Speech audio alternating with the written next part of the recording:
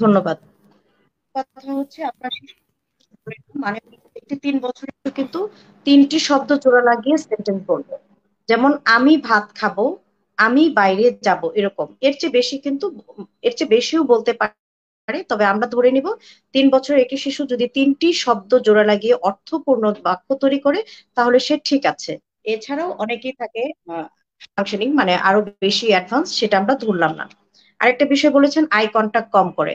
আমি বলবো যে শুধু আই কন্টাক্ট কম করে নয়, ওকে ডাকলে হয়তো রেসপন্সটাও কম করে কিনা সেদিকে আপনাকে খেয়াল রাখতে হবে।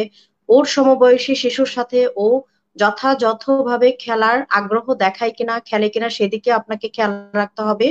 এবং যেটা করতে হবে, আস্তে আস্তে আমরা প্রথম দিকেই আলোচনা করছিলাম যে একটি শিশুকে টিভি বা স্ক্রিন টাইম থেকে আপনি কিভাবে দূরে সরাবেন। হঠাৎ করে সরালে কিন্তু বিহেভিয়ার প্রবলেম গুলো বেড়ে যাবে, আচরণগত সমস্যা তৈরি হবে, নতুন নতুন অনেক প্রবলেম তৈরি হবে। গ্র্যাজুয়ালি কমাতে হবে এবং শিশুকে যে আপনি এটা বন্ধ করে দিচ্ছেন, অল্টারনেটিভ একটা চয়েস তাকে দিতে হবে, অল্টারনেটিভ একটা কাজে তাকে এঙ্গেজ করতে হবে। এবং শিশুদের জন্য একমাত্র উপায় হচ্ছে প্লে, খেলা এবং খেলনা, প্লে থেরাপি এবং টয়েস, কোনো গেম নয়। এবং 3 বছর হয়ে গিয়েছে একটি শিশু, এই শিশুটি, আপনার শিশুকে আপনি প্রি প্লে স্কুলে দিয়ে দিতে পারেন। এতে করে কিন্তু 80% তার কমিউনিকেশন লেভেল, আপনি যেটা বলছেন যে টিভির প্রতি আসক্তি বেড়ে গিয়েছে, সেটা কমে যাবে। আই কন্টাক্টটা বাড়ার একটা প্রচন্ড রকমের সুযোগ যদি সমবয়সী একটি শিশুর সাথে প্রতিদিন একটা নির্দিষ্ট সময় পর্যন্ত একটি শিশু থাকে।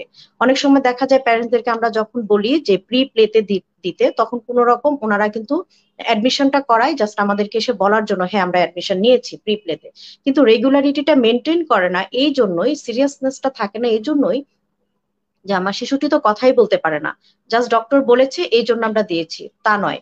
আপনার শিশুটি ওখানে রেগুলার যাবে। এবং কাউন্সিলিং এর সময় আমরা এটা বলি, আপনি যদি মনে করেন 10 মিনিট থাকে, 15 মিনিট থাকে, সেটাও আপনি একসেপ্ট করে নেন। শিশুটি সরাই সরাই শিখছে না, তার পাশের শিশুটি প্রিপ্লেতেই দিয়েছে, তার চেয়ে 6 মাস বয়সে কম, সে এবিসি শিখে ফেলেছে, সেটাও কিন্তু আপনার চিন্তা করা যাবে না, সেটাও মাথায় রাখা যাবে না। আপনি মাথায় রাখবেন প্রতিদিন যাচ্ছে কিনা, সপ্তাহে 5 দিন হলে 5 দিনে যাচ্ছে কিনা, 5 মিনিটস এর জন্যই যাক, 15 মিনিটের জন্যই যাক, কিন্তু যেতে হবে। এটা আপনি কন্টিনিউ করার চেষ্টা করেন। আই কন্টাক্ট পোর, মানে আই কন্টাক্ট নেই, এর সাথে সাথে আমি যেগুলো বললাম ওয়ার্নিং কিছু কিছু সাইন, যেমন তার কোনো কিছু প্রয়োজন মনে করলে সে হয়তো কারো কারো হাত ধরে টেনে নিয়ে ওটা দেখায়, তার হয়তো ফিঙ্গার পয়েন্ট করে না, ইন্ডেক্স ফিঙ্গার যেটাকে আমরা বলি, এটা হয়তো পয়েন্ট করে না। ও কেমন যেন একটু অ্যাবনর্মাল কিছু বিহেভ করে, যেমন একা একা ঘুরছে, বা যে জিনিসটা ঘুরে সেটার প্রতি তার আসক্তি বেশি, যেমন গাড়ির চেয়ে গাড়ির চাকার প্রতি আসক্তি বেশি।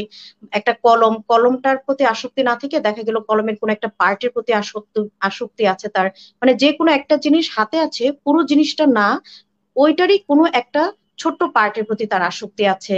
বা কোনো একটা জিনিস সবসময় হাতে রাখতে পছন্দ করে, বিড়বিড় করে কি যেন বলে, কিছু বোঝা যায় না, একা একা হাসে, খুব বেশি খুশি হলে হাত দুটাকে এভাবে ফ্ল্যাপ করতে থাকে।